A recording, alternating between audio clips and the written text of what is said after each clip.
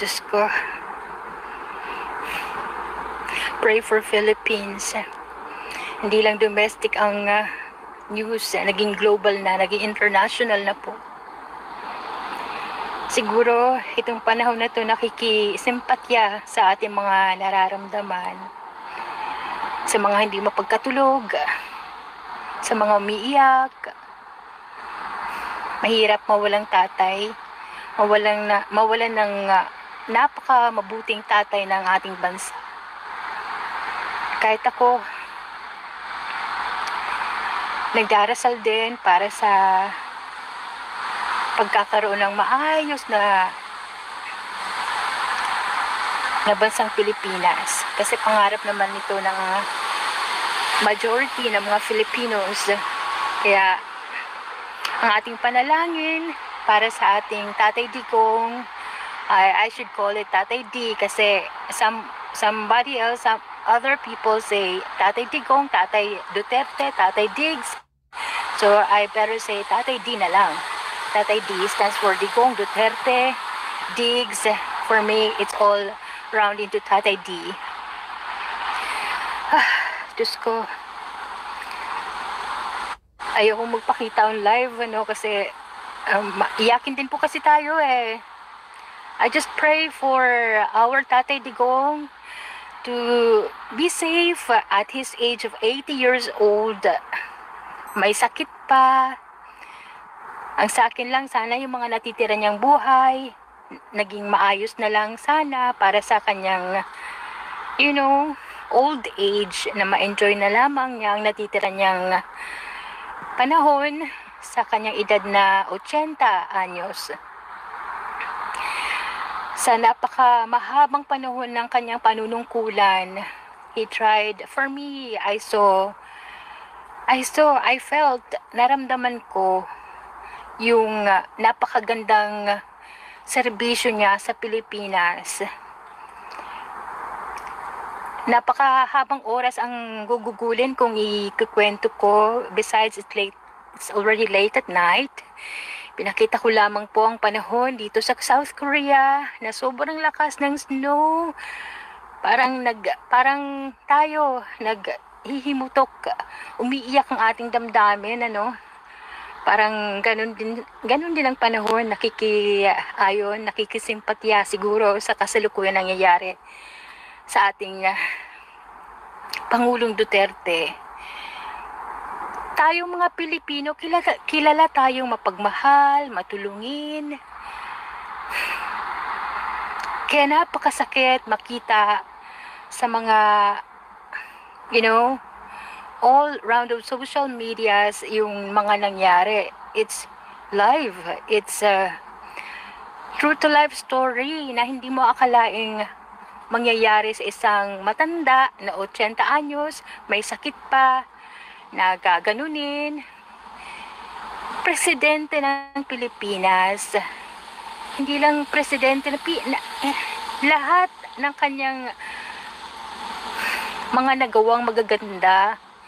Imagine, he's the only president who had the courage to fight for drug war. For me, it's all for humanity. How can that be How can that be a crime for humanity? For us, what he did is for humanity itself. Ang dami niyang sinagip na buhay para hindi mabiktima. Ang dami niyang naging program para ang mga nalulong sa masamang bisyo ng droga is magsipagbago, magparehab, lahat. For I know he did his very best. So I could say he had been an excellent president. The only president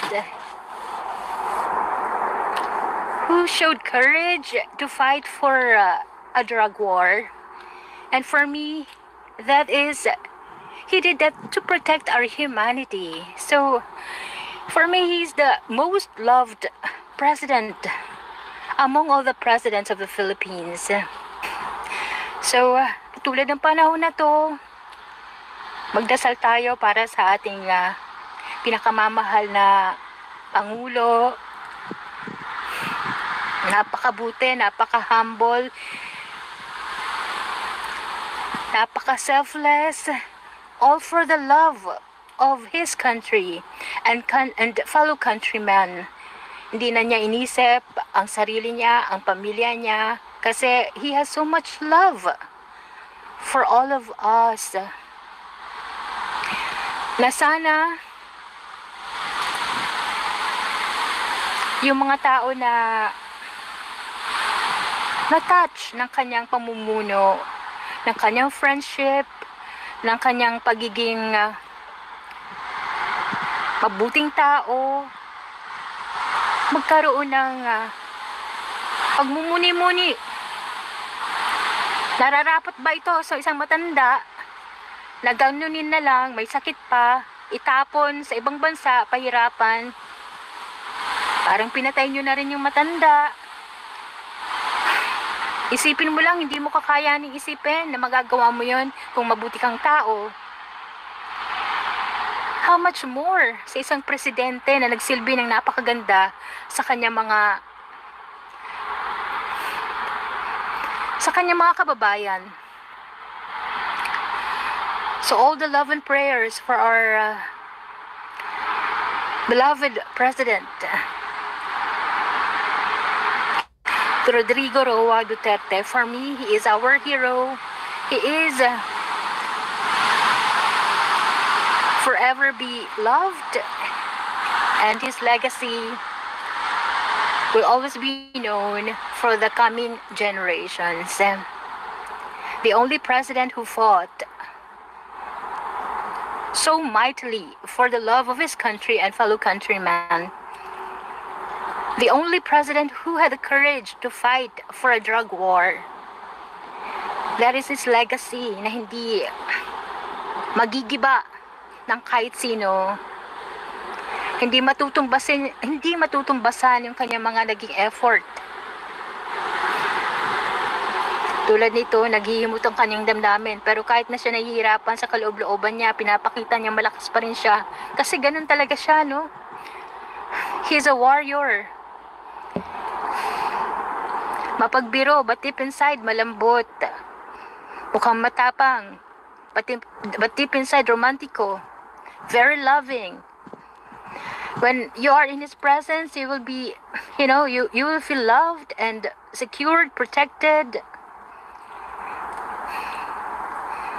So for me, this is a battle between good and evil.